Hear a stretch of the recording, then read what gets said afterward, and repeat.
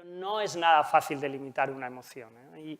Y sinceramente tendríamos serias dificultades ahora mismo para hacer un listado, aunque ya es un ámbito que en el que se ha divulgado mucho, ¿no? Pero se habla, por ejemplo, de que existen emociones básicas, y bueno, pues aún así, si todos tuviéramos que hacer ahora una lista de emociones básicas, seguramente habría coincidencia en 4, 5, 6 nombres, no creo que hubiera más, si a todos se os pidiese hacer una lista. Parecerían diferencias si uno pondría enfado y otro pondría ira, uno pondría tristeza y otro pondría depresión, uno pondría alegría y otro pondría felicidad, y es difícil incluso saber dónde están los límites de las emociones. Este es un primer aspecto importante, porque a veces estamos asumiendo la presencia, digamos, estamos asumiendo la emoción como si la emoción fuese, no sé, un hecho definido, acotado, con una base incluso neurológica claramente definida, y esto, por desgracia para el que lo tiene que contar, pero en realidad, por suerte, para los que tenemos que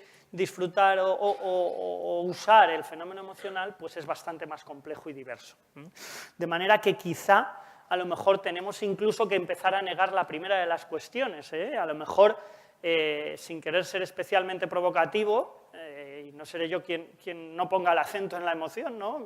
Que llevo años estudiándolas, explicándolas en clase, trabajando con ellas fuera del contexto incluso universitario, quien niegue la presencia de emociones. Pero tal vez debemos de ser más críticos y entender que la emoción es un fenómeno más complejo y que a lo mejor no existe una emoción como tal y que eso solo es una construcción que hemos hecho de algo más complejo, que es una interacción entre sistema nervioso autónomo periférico, entre activación fisiológica en definitiva y experiencia cognitiva, conciencia de nosotros mismos y, bueno, lenguaje simbólico de la misma, ¿no? Entonces, en este sentido, hay algunas aproximaciones dimensionales al fenómeno emocional que me gustaría tener presente. ¿Por qué? Porque nos va a resolver dudas cuando hablamos de emociones, nos va a resolver dificultades a veces a la hora de acotarlas y definirlas.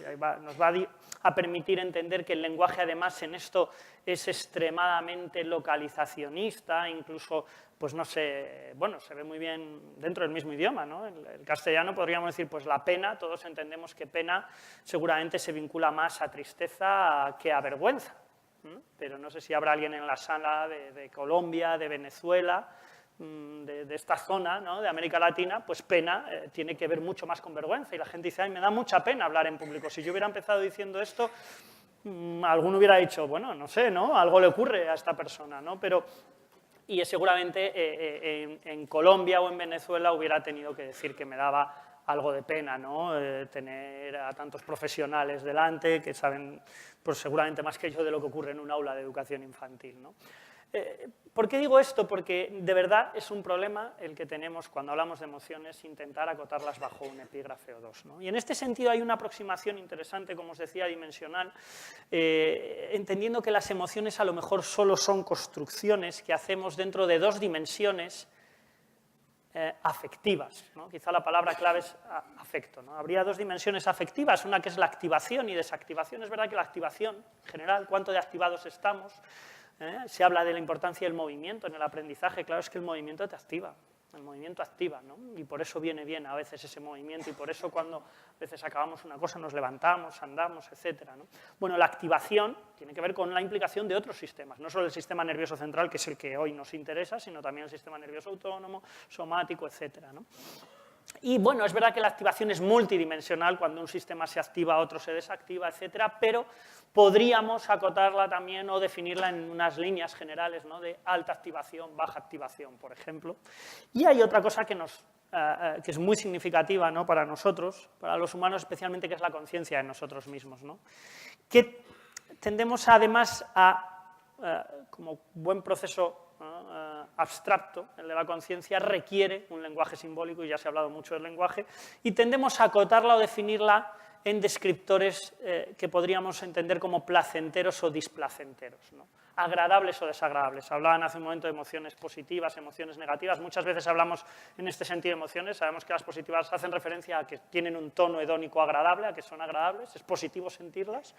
Y las desagradables o negativas, pues lo que ocurre es eso, que son desagradables cuando las sentimos. No que sea malo tenerlas, porque a veces son necesarias también para la supervivencia. Pero si hacemos una dimensión afectiva que tiene que ver con activación, desactivación, placer, displacer, podemos tener un espacio afectivo en el que seríamos capaces de localizar prácticamente cualquier estado emocional. No sabemos con qué nombre, pero casi todos estaremos seguros de que la felicidad tiene mucho de placer y poco de activación, probablemente, y estará por aquí, ¿no? Y que la alegría seguramente implica más activación y tal vez un pelín menos de placer, ¿no?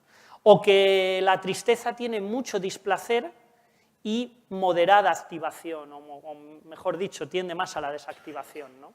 Mientras que la ira probablemente nos genera mucha activación y mucha tensión muscular, perdón, que se me va el disparador, ¿no? Y tiene mucho displacer. ¿Por qué digo esto? Porque con esto vamos a resolver un primer tema, que es que alguien va a decir, ya, pero cuando este niño está enfadado, es que yo digo cabreado, no digo enfadado, y no es exactamente lo mismo.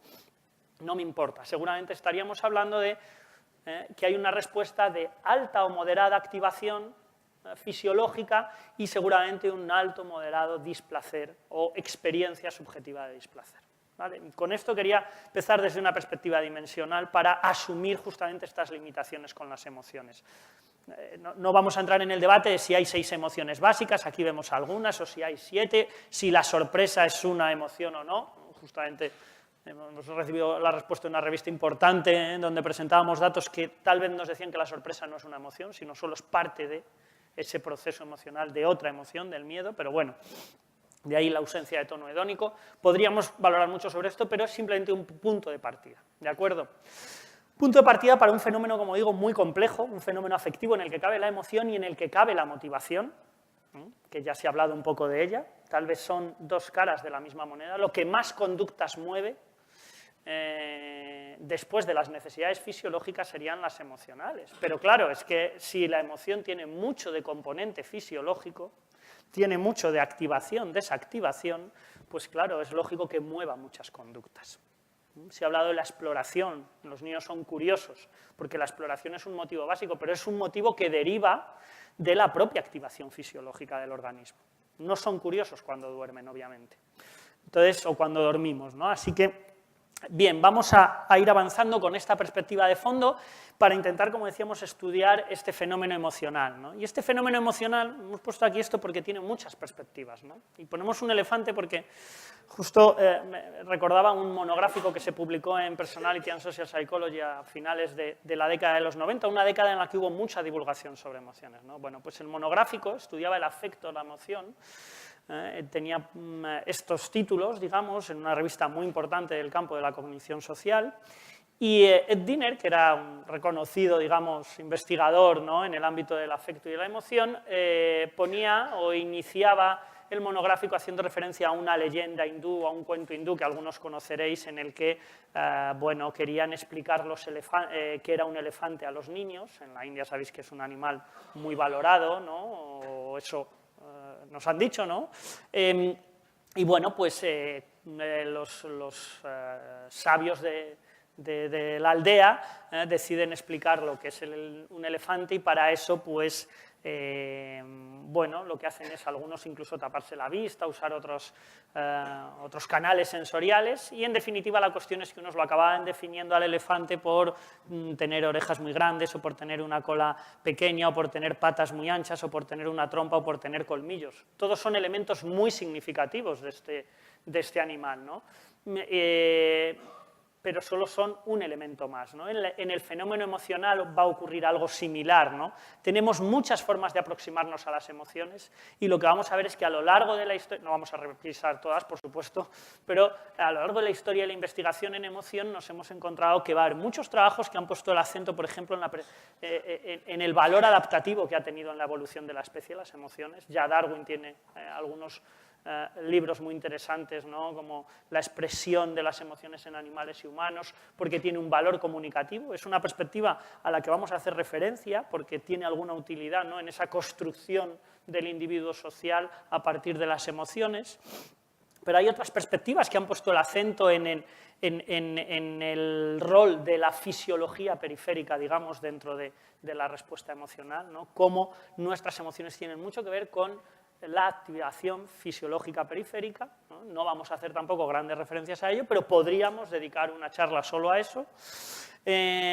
Por supuesto, una perspectiva puramente cognitiva, entendiendo que las emociones son consecuencia de qué pensamos y cómo pensamos, ¿no? Y este proceso también es muy interesante. Al final de la charla incluiremos alguna referencia a esta perspectiva más cognitiva, ¿no? A cómo hay unas ideas que siempre se acompañan o que siempre acompañan a unas emociones, ¿eh? Es decir, cuando a veces a los psicólogos dicen, ¿sabes lo que pienso porque eres psicólogo? Pues no, lógicamente no. Pero sí que es cierto que hay algunas estructuras de contenidos cognitivos típicamente vinculadas a experiencias afectivas y emocionales. Es decir, cuando hay ansiedad casi siempre hay percepción de amenaza. Cuando hay ira, por ejemplo, y estamos enfadados o cabreados, casi siempre la culpa es del otro. Se sabe que hay una atribución externa de causalidad, ¿no?